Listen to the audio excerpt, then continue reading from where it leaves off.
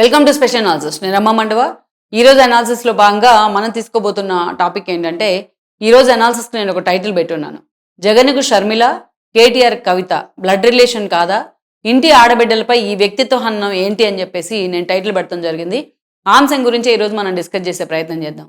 నిజంగా కొన్ని రాజకీయాల్లో జరుగుతున్న విధానాలని తెలుగు రాష్ట్రాల్లో చూసిన తర్వాత కొన్నిసార్లు ఒక జర్నలిస్ట్ను అయ్యి ఉండి సీనియర్ జర్నలిస్టులుగా అసలు ఎందుకున్నామో మనం ఇలాంటి రాజకీయాలను చూస్తూ అనిపిస్తూ ఉంటుంది.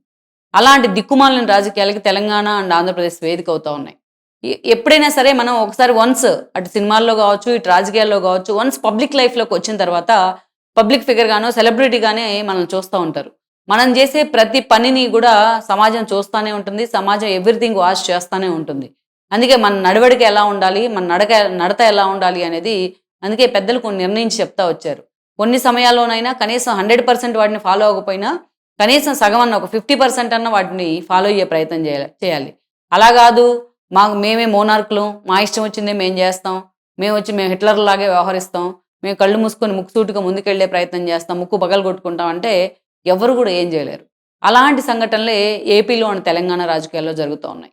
ఎస్పెషల్లీ అటు వైఎస్ఆర్ కుటుంబం, ఇటు కల్వకుంట్ల కుటుంబాలు ఇలాంటి దారుణాలకు వేదిక అవుతూ ఉన్నాయి. ఇది అందరూ కూడా ఆలోచించాల్సిన సందర్భం ఇది.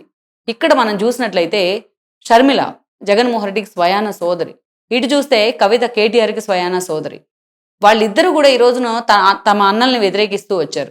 ఇక్కడ వైఎస్ చనిపోయిన తర్వాత వచ్చిన కీలక పరిణామాల్లో షర్మిల జగన్మోహన్ రెడ్డి పార్టీ పెట్టినా ఆ పార్టీ కోసం మోకాళ్ళు కూడా విరక్కొట్టుకుని పాదయాత్రలు చేశారు. ఆవిడ సమైక్యాత్రలు చేశారు. ఏనాడు పార్టీ తరపు నుంచి తనకు పదవి కావాలని అడిగింది లేదు. ఆవిడ పార్టీలో ఉంటే తనకు మరో పవర్ సెంటర్ అవుతుందేమో, తనకు అడ్డొస్తుందేమో అన్న ఆలోచనతోనే జగన్మోహన్ రెడ్డి ఆమెను దూరం పెట్టారు.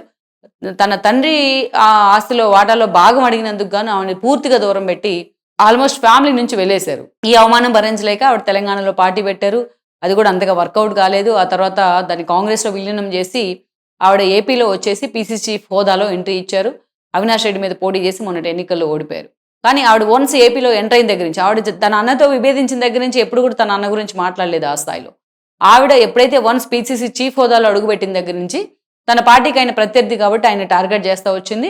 ఆ టార్గెట్ చేసే క్రమంలో తన ఇంట్లో జరిగిన, గతంలో తమ ఫ్యామిలీ మెంబర్స్ మధ్య జరిగిన అనేక ఇష్యూలు కూడా షర్మిల బయటపెడుతూ వచ్చింది. ఇప్పటికీ కూడా ఆవిడ మొన్నటి ఎన్నికల్లో ఓడిపోవచ్చు గాక జగన్మోహన్ రెడ్డి అసెంబ్లీకి పోవడం అనే అంశం దగ్గర నుంచి అనేక అంశాలని చాలా నిజాయితీగా ఆమె టార్గెట్ చేసే ప్రయత్నం చేస్తూ వస్తోంది.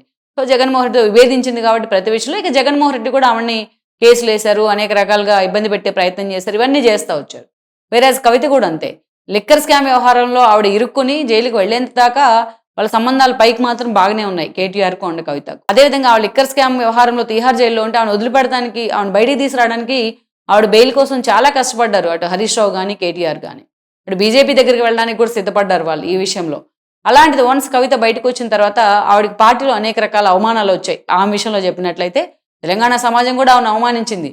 పిడికిలి బిగించి తాను తెలంగాణ ఉద్యమం కోసమే జైలుకి వెళ్తానంటూ బిల్డప్ తెలంగాణ సమాజం ఒక్కరు కూడా నోరెత్తలేదు ఆవిడకి సంబంధించి. ఈవెన్ బీఆర్ఎస్లో నేతలు ఎవరు కూడా ముందుకు వచ్చి ఆమెకు సపోర్ట్ చేసే ప్రయత్నం చేయలేదు. తాను బుద్ధి జ్ఞానం లేకుండా ఒక ముఖ్యమంత్రి కూతురు అయ్యి ఉండి లిక్కర్ స్కామ్లో ఇరుక్కుంటే ఆవిడ బాధ తెలంగాణ సమాజం బాధ ఎలా అవుతుంది? సో ఆ కామన్ సెన్స్ కూడా లేకుండా బిహేవ్ చేసింది ఆవిడ. దాన్ని ఏదో రాంగ్ పోర్ట్రైట్ చేద్దామని చూసిన కేటీఆర్ లాంటి వాళ్ళు కూడా తెలంగాణ సమాజం కానీ బీఆర్ఎస్ నేతలు కానీ ఎవరూ హర్షించలే. అయితే ఆవిడ బయటకు వచ్చిన తర్వాత ఆవిడని అంతకు ముందులాగా స్వీకరించలేకపోయింది ఆ ఫ్యామిలీ. లిక్కర్ స్కామ్ వ్యవహారంలో ఢిల్లీ స్థాయిలో, దేశ స్థాయిలో తన పరువు తీసింది కాబట్టి తన బిడ్డ కేసీఆర్ కూడా ఆమెను ఓన్ చేసుకోలేకపోయారు. తద్వారా కేటీఆర్ కూడా ఆమెని పక్కన పెట్టారు. సో ఈ క్రమంలోనే ఈరోజు ఆవిడ ఆ పార్టీ మీద తిరుగుబాటు జెండా ఎగరేసింది. ఆ పార్టీ ద్వారా వచ్చిన ఎమ్మెల్సీ పదవిని కూడా తీసి పక్కన పడేసింది. రిజైన్ చేస్తే దాన్ని యాక్సెప్ట్ కూడా చేశారు. జాగృతి పేరుతో త్వరలోనే పూర్తి స్థాయిలో పార్టీ పెడతానని కూడా అనౌన్స్ చేశారు ఆవిడ. తన తండ్రి పాలన ఒకప్పుడు ఎలాగైతే పొగిడి ఒకసారి ఎంపీ ఒకసారి ఎమ్మెల్సీ అయిందో ఆ విషయం కూడా మర్చిపోయి ఈరోజు అన్ని తనకు అవసరం వచ్చింది కాబట్టి ఈరోజు బయట పెడతా ఉంది. అదే కవిత ఆ రోజు అధికారంలో ఉన్నప్పుడు బయటకు వచ్చి ఆ రోజు బయట పెట్టుంటే ఈ రోజు నిజంగా తెలంగాణ సమాజం ఆమెను హీరోగా తీసుకునేది. కానీ ఈరోజు ఆవిడ అంతా అయిపోయిన తర్వాత తన బయటికి గెంటేసే పరిస్థితులు ఇప్పుడు బయటకు వచ్చి తన తండ్రి హయాంలో జరిగిన తప్పుల గురించి ఇప్పుడు మాట్లాడుతూ ఉంది. సరే, వాట్ ఎవర్ ఇట్ మే. అటు కారణాలు ఏమైనా కావచ్చు. తన అన్నతో కవిత విభేదించారు, అదేవిధంగా తన అన్నతో షర్మిల విభేదించారు. వాళ్ళు కూడా కేసీఆర్ బిడ్డ, వైఎస్ఆర్ బిడ్డ కాబట్టి వాళ్ళలో కూడా అదే రక్తం ఉంటుంది. వాళ్ళలో ఆటోమేటిక్గా వాళ్ళు కూడా మేము తన అన్నలే ఎందుకు పవర్ సెంటర్ కావాలి, అన్నలే పురుషులే ఎందుకు ఆధిపత్య ఏదైతే తండ్రి రాజకీయాలకో తండ్రి ఆస్తులకో వారసులు కావాలి, మేము కూడా రాజకీయ వారసులము, మేము కూడా ఆస్తులకు వారసులమే అన్నట్టుగా వాళ్ళిద్దరు పోర్ట్రేట్ చేసే ప్రయత్నం చేస్తున్నారు. అందులో కూడా తప్పేమీ లేదు. ఎవరి రాజకీయ పందా వాళ్ళది.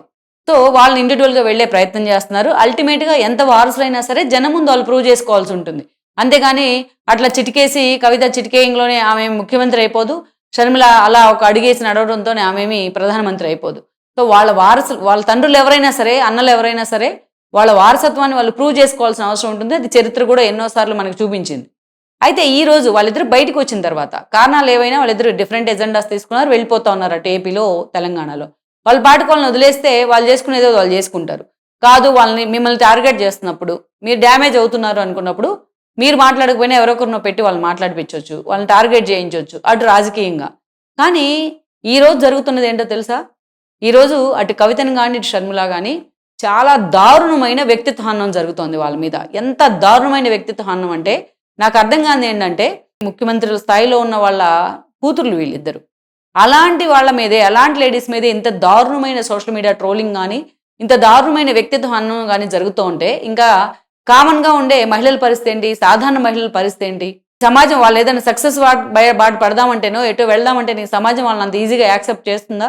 ఏం మెసేజ్ ఇచ్చే ప్రయత్నం చేస్తున్నారు కేటీఆర్ బ్యాచ్ కానీ, జగన్మోహన్ రెడ్డి బ్యాచ్ కానీ, వాళ్ళ తరపున మాట్లాడుతున్న సోషల్ మీడియా బ్యాచ్ కానీ, వాళ్ళ తరపున వాళ్ళని మాట్లాడిస్తున్న వీళ్ళిద్దరూ కానీ ఏం చేస్తున్నట్టు?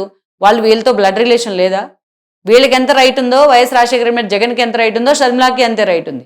కేసీఆర్ మీద, కేసీఆర్ వారసత్వం మీద ఏదైతే కేటీఆర్కి ఎంత రైట్ ఉందో కవితకు కూడా అంతే రైట్ ఉంది. ఆమె బయటికి వెళ్ళుండొచ్చు కాక వీళ్ళు తమ విభేదాలు వచ్చి బయటికి వెళ్ళుండొచ్చు, లేకపోతే వాళ్ళ ఎజెండాలు నచ్చక బయటికి వెళ్ళుండొచ్చు.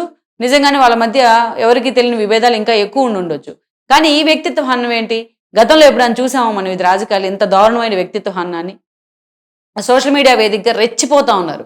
అసలు వ్యక్తిత్వ హనం అంటే వాళ్ళ క్యారెక్టర్కి సంబంధించిన విమర్శలు చేస్తూ ఉన్నారు, వాళ్ళ క్యారెక్టర్ని అవమానిస్తూ ఉన్నారు కవితకు సంబంధించి.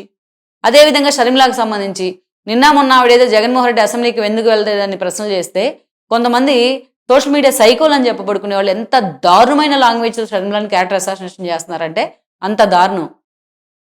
వీళ్ళు సొంత ఆడబిడ్డలనే వ్యక్తిత్వ హనం నుంచి కాపాడలేని వాళ్ళు, ఇంకా కాపాడడం అనే కాదు వాళ్ళే టార్గెట్ చేస్తూ ఉన్నారు. ఇంత దారుణంగా సొంత చెల్లెలనే టార్గెట్ చేస్తున్న ఇలాంటి అన్నలు ఇంకా మహిళలనే కాపాడతారు వీళ్ళు? వీళ్ళ వల్ల వీళ్ళు ముఖ్యమంత్రులు అయితేనో, వీళ్ళు దేశోద్ధారకులు అయితేనో వీళ్ళ వల్ల మహిళలకు ఏం రక్షణ ఉంటుంది? ఏం మెసేజ్ ఇచ్చే ప్రయత్నం చేస్తున్నారు? ఇప్పటికే జగన్మోహన్ రెడ్డి తన చెల్లి పసుపు చీర కట్టుకుని చంద్రబాబు నాయుడికి సాగిలు పడిందని మాట్లాడారు గతంలో. ఎంత వాళ్ళ మీద కేసులు వేశారు, ఎన్సీఎల్టీలు అన్నీ వేశారు, అవన్నీ తేల్చుకోవచ్చు ఫ్యామిలీ పరంగా. కానీ ఇంత దారుణమైన, ఇంత దిక్కుమాలిన వ్యక్తిత్వం అన్నాలా? క్యారెక్టర్ ఇంత దారుణంగా క్యారెక్టర్ని టార్గెట్ చేస్తారా? రేపు వన్ ఫైన్ మార్నింగ్ మీరంతా బాగుండి అంతా కలిసిపోయారు అనుకోండి, మంచి వాతావరణం వచ్చి, అప్పుడు ఇవన్నీ మీకు గుర్తురావా? ఇవన్నీ వాళ్ళ జీవితాంతం పించి చేయవా? ఎప్పటికైనా మీ తండ్రికి పుట్టినవాళ్లే కదా వాళ్ళు, బ్లడ్ రిలేషన్ గుర్తురాదా మీకు? ఇంత దారుణంగా చూస్తారా? కామన్ మీకన్నా అసలు చదువుకోని వాళ్ళు ఎంతో నయం. గొడవలు వచ్చినా ఎవరి పాటికి వాళ్ళు ఉంటారు, కానీ ఇలా దారుణంగా బూతులు తిట్టించే ప్రయత్నమో, బూతులు తిట్టుకునే ప్రయత్నం ఎవరు చేయరు.